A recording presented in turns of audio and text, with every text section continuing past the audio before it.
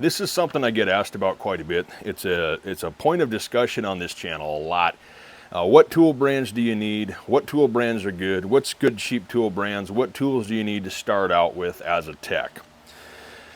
We're going to try to tackle this subject in as short of a video as we can, but it's going to be longer than a shorts video. So this is a classic case of we need a longer form video for it. So the first thing you got to do is establish what the heck it is you're trying to do. Are you going to be out there wrenching all day long on dozers and OTR trucks, that's over the road trucks, or are you going to be working on U-Haul trucks or pickups, or are you going to be doing automotive? So figure out what you're going to be doing first, or get that job and start building your toolkit around that, because some of the specialty stuff, some of your daily use items will be different. This video is going to be more about the guy who maybe does some diesel on pickups and some OTR stuff. I've got a list of 6 categories here. Yes, I have a notepad. I know it's hard to believe we still use those here and where I'm at, but we've got a list of 6 categories here, and I'm going to kind of get through them as quickly as I can, make a few recommendations along the way. Leave a comment down below if you've got any kind of brands that you prefer over the stuff I'm recommending. Let's get a discussion going. That's kind of what this whole thing is about, is helping you guys learn and progress. And I learned stuff along the way too. So let's get right into it here. First and foremost, let's get some misconceptions out of the way. I am not that guy that's going to say you only need SnapOn. That's the only thing out there. Yes, I do push SnapOn for the professionals, because from what I have experienced, not just my opinion, based off of internet research, after spending thousands and thousands of dollars on a lot of different tool brands, I can tell you for a fact, for the professional tech, SnapOn, Matco, or Mac, those are going to be your top 3 tool brands. They just are. That's just a fact. Apparently somebody's committing some felonies or something. Stop it. You're ruining my vidya. That being said, if you are a home gamer, say you're working on your little 4-wheel drive Bronco or something on the weekends, wrenching on your Toyota. For instance, I have a 4-wheel drive Toyota that I wrench on as sort of a after work fart around with my sons type thing, try to bring up my kids in the mechanical ways of goodliness. That's fine. Get you some Pittsburgh, get you some Icon. Tecton is another great brand. Even the newer Craftsman, some of their Ratchets and stuff, for the home gamer, that's totally fine. This is more geared towards the tech, the professional tech, right? The dealership guy, the private shop employee, the field worker, the helper, the guy kind of coming up, the apprentice. This is going to help you get set up. So there's a ton of good tool brands. I'll list some of them in the description down below. And I will not recommend anything I haven't personally actually physically used. I'm not just pulling crap off of Google. I've used every single one of these brands, and every single one of these tools I'm recommending I either own or have owned and given away because I didn't like them. First up, we've got ratchets and sockets. So I know I was talking about more for the professional tech, but let's talk home gamers for a brief moment again. If you've got the coin, just get Snap-on ratchets. You won't be disappointed. You'll be satisfied with the quality and the warranty. Simple as that. But for the professional tech, you're coming up, you don't have a lot of money. Maybe you've got some Pittsburgh stuff just to get you the job, but you want to buy a good ratchet. I would start by at least looking at Snap-on, because they are the best. Snap-on makes the best ratchet on the planet, period. I've tried just about every brand I can get my hands on, and nothing's as good. So buy some Snap-on ratchets, get you a standard 3/8, get you a flex head 3/8, get you a couple of 1/2 inches, start with one a couple foot long and get you a 3-footer or something. Get you some variety. About 5 ratchets is what a guy needs to start with. A little flex head 3/8, a bigger flex head 3/8, and then maybe an adjustable locking head 3/8. And then a couple of good 1/2 inch. Now, as far as sockets go, they're kind of in the same category. That can be just about whatever brand that's decent. I mean, I'll be honest with you. If you want to get an okay socket, the Power Torque brand, I believe it's from O'Reilly's, they actually have lifetime warranty. They're really not too bad for the price. Obviously, if you're using them on an impact or something, which you're not supposed to do, but if you're doing that, they won't last as long. But for starting out as a get-me-by, you don't have the coin, go with a Power Torque. you go with the Icons. The Icons, you're spending a lot more than the Power Torques, and they're about the same quality. See what your local auto parts store offers. I would avoid Pittsburgh brand sockets. They are not reliable, and if you put them on an impact, they're sometimes downright dangerous. So pick your poison on the sockets, invest in some good high quality ratchets, get some sockets that work. Next step would be get some combination wrenches. Get some open end, box end, combo wrenches. I would recommend going with either Proto, Mac, SnapOn, or, and this one's gonna surprise you, Sunex. Sunex offers some pretty inexpensive wrenches that are quite good quality. Gear wrench is another good option, and Husky actually also offers some pretty good wrenches. At the end of the day, I run Snap-on wrenches or Blue Point wrenches for most of what I do. I also have in my toolbox and in my service rig gear wrench, Proto, Mac, Sunex, and I think probably some Husky and even Pittsburgh to modify and bend and create a custom tool out of. So shop around a little bit, look for Proto, Sunex, or even some good used stuff at garage sales, rummage sales, estate sales, things like that. You can sometimes find some good old Craftsman. I would avoid the newer Craftsman wrenches. They're very low quality, and the open end, especially on the newer stuff, tends to flex a lot more. You're more likely to be stripping heads of bolts and nuts off and things like that. Not good. Tecton is another brand that offers some okay wrenches. Westward is okay. Wrenches are one of those things where if you're not putting a crap ton of torque on the open end, and the open end is not so overbuilt on the outside of the jaw that you can't fit it in places, wrenches are one of those things you can get away with a cheaper brand. Maybe the overall usability and the user experience isn't as nice, but again, we're just starting out here. We're trying to get a little bit of a kit built up, so get you some wrenches. Next up is pliers. Now this is going to cover actual pliers, your standard pliers, the Dyke style, the needle nose, the vice grips. I'm putting all that into one category. In my opinion, if you're not going to go with vice grip brand vice grips, go with some DeWalt's. They're actually pretty dang skookum. They're not bad at all, and they're fairly inexpensive. I actually have a couple pairs, and I prefer them over my vice grip brand vice grips, probably because they're not wore out. So there is that. Get you some standard vice grips. Get you some pipe vice grips. You'll find many uses for them. Get you some needle nose vice grips. Get you a good pair of side cutters. Get you a good pair of wire strippers. Get you a good pair of needle nose pliers, and also get you a couple different varieties of needle nose, right? The longer ones and the shorter ones. Get you some pipe pliers. Cut right to the chase.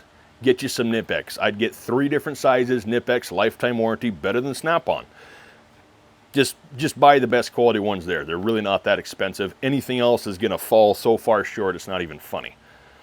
And if you have the coin and you wanna get your needle nose, your standard pliers, your strippers, things like that, in the Nip-X brand, that's a great investment. Nip-X makes pliers probably second to none. They're very good. So the next category is going to be screwdrivers. And this I'm kind of lumping in with O-ring picks, hose picks, things like that. Torx drivers, I'm putting all those in the same, the screwdriver driver category, right? I have Snap-on stuff. I also have a bunch of old Craftsman stuff. Another great option if you don't want to go out and spend on the Snap-on, which honestly, their screwdrivers are pretty good. I'm not a big fan of the triangular handles they're using now, but if you want to check out some of your local yard sales, thrift stores, things like that, if you can, find some old Craftsman screwdrivers. They're actually very, very good. Just be careful when you go to warranty an old Craftsman screwdriver for a new Craftsman screwdriver. The steel is not the same, the tip isn't tempered the same way, they're just not as good. On that, pick your poison. Don't go as cheap as Pittsburgh. Icon's pretty good, Tecton's pretty good. I believe Sunex has an offering. Matco, they have a cheaper offering. Also, Snap-on's lower tier offering, Blue Point, I believe they also make some screwdrivers as well. It's one of those things where you need it to work. They're a heavy use item, much like a ratchet. You're going to be using them a lot, so that's something you do want to spend a little bit of money on. It's a little bit like a hammer, though. It's pretty hard to not build one correctly. So get you a good set of screwdrivers, and I'm talking everything from a little bitty Phillips up to a big, fat, big daddy Phillips. Get you a full set. Just be done with it. Okay, next category is going to be pry bars, chisels, hammers. Again, we're lumping a bunch of stuff together. Get you a good set of chisels. Proto makes some great chisels. Blackhawk, SnapOn, of course. I believe Irwin also makes some pretty good chisels. I would stay away from anything Harbor Freight and chisel in the same sentence. Don't even go there. You're just asking for a shard of metal to go into your face and come out your ear. Don't do it. Yeah, I've tried their chisels for all kinds of different applications, like one-time use. I'm just going to use it once and throw it away. They're just crap. They're just garbage. And they're kind of unsafe because there's a lot of mushroom action that happens on the head when you start beating on the chisel or a punch, and then little flakes of that come off. It's kind of like that Shake Hands with Danger, the old Caterpillar safety video. They talk about that. Little squirrel moment there. As far as hammers go, pick your poison. Pick your poison. There's a ton of different hammer brands out there, and there's companies that's all they do, and there's companies that's one of the things they do. I myself prefer the SnapOn ball peen style hammer. It's a weighted head with sand in it. It's got shock absorption, so when you're really just smacking on something, it doesn't transfer to your wrist and your forearm. As I get older, that's more important to me. The heads are interchangeable, but they're also very, very expensive. You know, there is plenty of brands out there that make good hammers. Whatever you end up getting for a hammer, I'm going to leave that up to you. You'll know a good hammer when you see it. Is the head loose from the factory? Is it a cheap hickory handle? Or is it a synthetic handle? Does it transfer a lot of energy to your wrist? That's one of those things. Pick your poison. Hammer's pretty hard to screw up. Pry bars.